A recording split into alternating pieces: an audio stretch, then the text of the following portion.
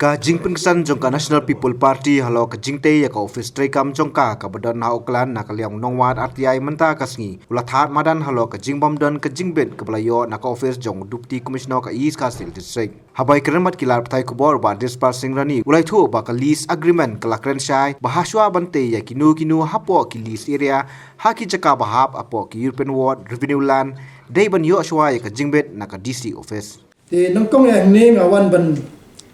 pensyai habede bat kenika jingkan tho jong konrat sangma habede bagatika RTI bangayo na pemuda habede baka jing snaya ka NPP office te kumas pinkan ma pi ba nakaliang konrat wong ba we yuto aktivis ba kren kumta habede kita kikot sla wong ba kikot slangi biang lut kata di pensyai na konrat sangma kikot kislagi mo biang lut Wong ru bang imyo kita kajing petha nang department banle ya gane banle kata ka bosusi kalong ba ka chief minister kajing tho kal ayo lepa ba kalis agreement bat ka DC office kalis agreement la ken shai ba shwa bante ya ga ya gano jing te hapo kini ki list area la ni kini ki European ward la ni kini government revenue land kide banyo jing bit shwa DC office kata kade ka kadai jing tho ba kondat suma be ban shai kata bakal ada lupa ka agreement la tho shai ba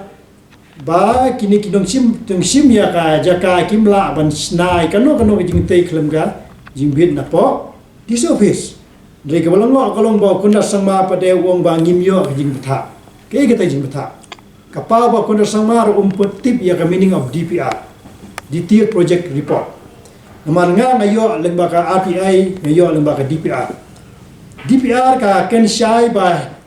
gitu kino ki bayo benta nei ha kano ka jaka lembak agreement ni lembak jing thiet ni kidi ben biang ye ko isla aswa ban yo NOC naka muda dei bangayo na ka DPR ko ndat be ben shai ba gani abayo ya ka DPR ka ha banga shek ye ko isla kamdon kata ka NOC ka bal ajing bid dari DC office katkum ka agreement balai soi bag DC bat kinong yo bentai ke jaka kata kamut ki na parti NPP kata ka kor kaslan ka bede bat yo jingbit kamdon kata ha DPR ti kuno konrat uang bangi biang ikot isla kata kamut shutep ya kot hamut kat sebalik tep itai dokumen apa pala boleh mas pokok office muda uang bangi yo kano ka notification ni jing betha re jing betha kata apakah agreement la batai sai kata kan gede jing betha ya parti jong pi pinle rekam la pimet ka DPR ka don nga kata ri kunang ko nga pensya syo konrat ba what you have itai ko jisla jong pi apa pala ba pite ba pala ka pa ba pi palong fit kum chief minister ka an pi thawi ma pi ya ka building bailo ndri haden balapan ba de ya ka DPR pimai to ko jisla ko kom ka lease agreement bag DC bla tho shai ba hashwa bante yo ya ka no office jingte ne de ban yo jingbit na po DC office. Even after so many years, Meghalaya only has one government medical college. Is this the Meghalaya we want to leave behind for our children? It's time to speak up about the issues blocking Meghalaya's development.